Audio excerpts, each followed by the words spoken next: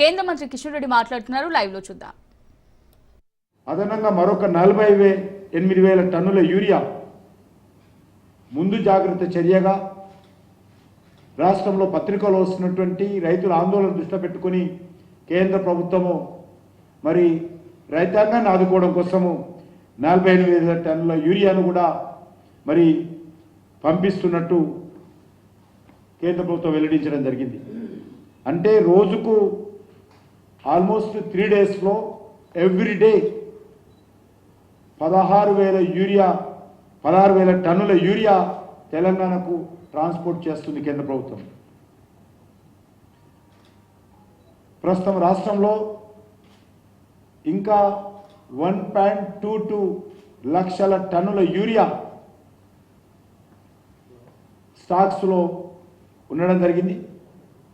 ఇది కాకుండా ఈరోజు మరి 6,000 టన్నులు కృష్ణపట్నం పోర్టు నుంచి ఆదిలాబాద్కు ఇతర జిల్లాలకు కూడా సప్లై చేయడం జరిగింది.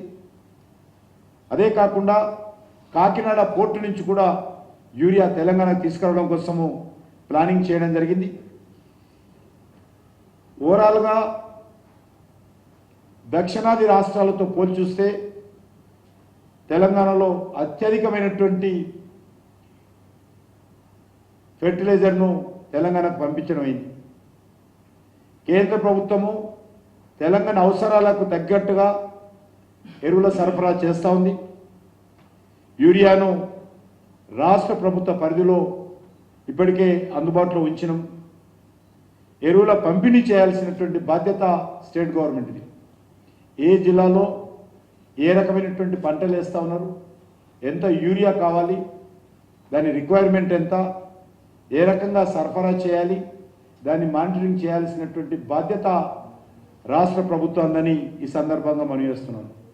కానీ తెలంగాణ రాష్ట్ర ప్రభుత్వము అందుబాటులో ఉన్నటువంటి ఎరువులను సమర్థవంతంగా రైతులకు ఇబ్బంది లేకుండా పంపిణీ చేయాల్సినటువంటి బాధ్యత రాష్ట్ర ప్రభుత్వాన్ని ఈ సందర్భంగా మనవి చేస్తున్నాను.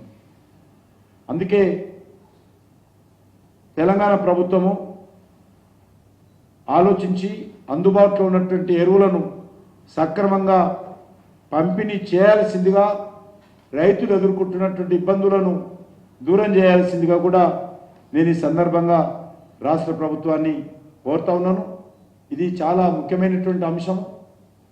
రైతులు వందలాది మంది ఈ యొక్క అవుట్లెట్ ఫెర్టిలైజర్స్ అవుట్లెట్స్ దగ్గర క్యూలో ఉండడం అనేటువంటిది చాలా దురదృష్టకరమని ఈ సందర్భంగా మనవి చేస్తా ఉన్నాను.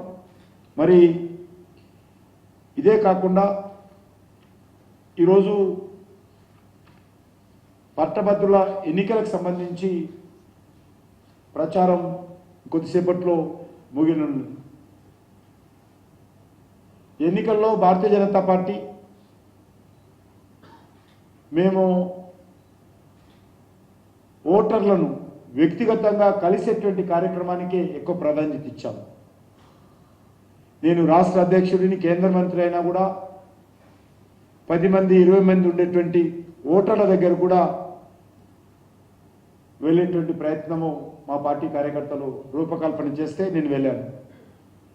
ఆ రకంగా మా పార్టీకి సంబంధించినటువంటి గౌరవ పార్లమెంట్ సభ్యులు, శాసనసభ్యులు, రాష్ట్ర నాయకులందరూ కూడా క్రింది స్థాయిలో ఓటర్లను కలిసేటువంటి కార్యక్రమం చేపట్టారు. వ్యక్తిగతంగా మాట్లాడేటువంటి ప్రయత్నం చేపట్టారు. 20 మంది 30 మంది 40 మంది 100 మంది 200 మంది గెట్ టుగెదర్ మీటింగ్స్ కూడా పెట్టేటువంటి